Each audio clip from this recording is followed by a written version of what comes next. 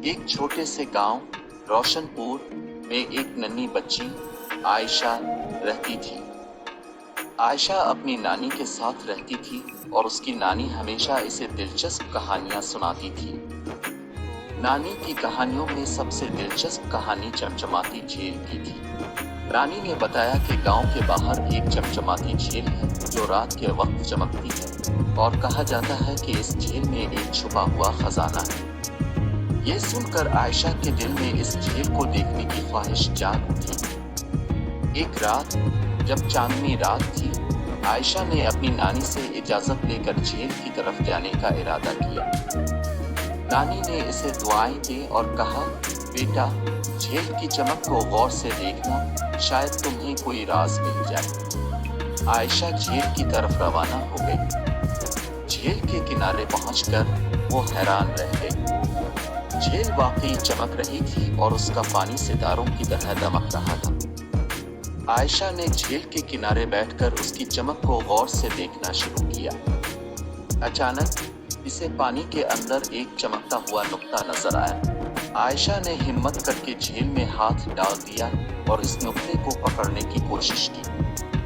जब इसने वो चमकता हुआ नुक्ता पकड़ा तो अचानक एक जादुई रोशनी फैली और एक खूबसूरत परी नमूदार हुई। परी ने मुस्कुराकर कहा, आयशा, तुम्हारी हिम्मत और नेकी ने मुझे आज़ाद कर दिया है। मैं इस झील की परी हूँ और एक जादूगर ने मुझे यहाँ कैद कर दिया था। अब मैं आज़ाद हूँ और तुम्हें इनाम दूंगी। आयशा बहुत हैरान हुई और पूछा, अब मुझे क्या इनाम दोगी? परी ने कहा, मैं तुम्हें एक ऐसा गुलदस्ता दूंगी जो हमेशा ताज़ा रहेगा और इसके फूल कभी नहीं मुरझाएंगे। जब भी तुम्हें किसी मुश्किल का सामना हो, इस गुलदस्ते के एक फूल को ख्वाहिश करना तोड़कर तुम्हारी ख्वाहिश पूरी हो जाएगी। आयशा ने गुलदस्ता कबूल किया और परी का शुक्रिया अदा किया। जब वो वापस गांव आई तो उसने अपनी नानी को सब कुछ बताया। नानी ने कहा, बेटा, ये तुम्हारी नेकी और सच्चाई का इनाम है। हमेशा याद रखना कि नेकी का बदला जरूर मिलता है।